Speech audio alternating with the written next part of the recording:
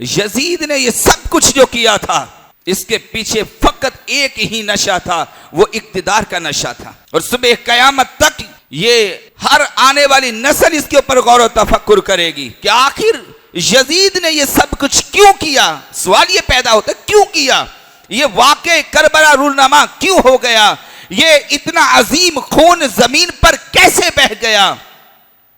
ये तो एक बड़ी दास्तान है, बहुत बड़ी दास्तान है, तारीख रकम हो गई।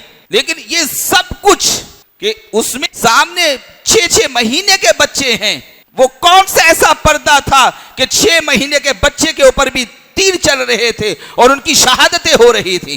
कभी सोचा मुसलमानों, वो पीछे नशा कौन सा था कि तुम्हें 6 महीने के मासूम बच्चे भी ये ना पता चला कि ये 6-6 माह के बच्चे हैं, इन्हें हमें मानना है या नहीं मानना है। तुम्हें तो मानने की किसी सूरत भी इजाजत नहीं थी, मगर ये क्या बात थी कि तुम्हारी आंखों के ऊपर ऐसे पर्दे आए, तुम्हारी अकल खत्म हो गई। वो पीछे नशा कौन सा था, वो खुमार कौन सा था, वो एक ही था, एक ही, वो था इक्तिदार का नशा। ये सुबह कयामत तक इक्तिदार की कुर्सी पर जो बैठ करके जुल्म करेगा वो यजीद के रास्ते पर होगा। और जिसकी आंखों के सामने फलस्तीन के मुसलमान 10 माह से कट रहे हो और ये गूंगा शैतान बनकर इक्तिदार की कुर्सी पर बैठा रहे और खामोश रहे, इसके पीछे भी इक्तिदार का नशा होगा और यही भी यजीद सिफत इंसान होगा। बोले इनको कुछ नहीं कहना, इनको क्यों नहीं कुछ कहना, ये किसकी जिम्मेदारी है।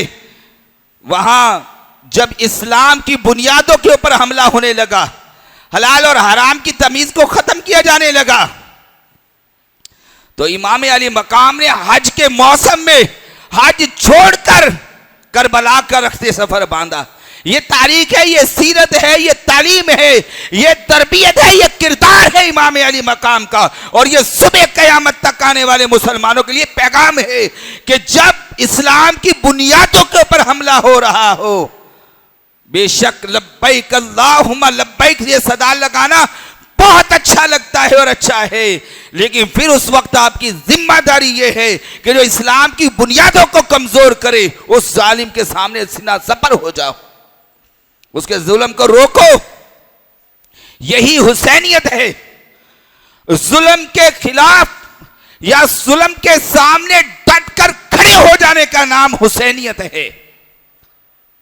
मातम पीटने का नाम हुसैनियत नहीं है। सियाह कपड़े मुहर्रमुल हराम में पहन लेने का नाम हुसैनियत नहीं है। नोहा पढ़ने का नाम, गाने का नाम हुसैनियत नहीं है।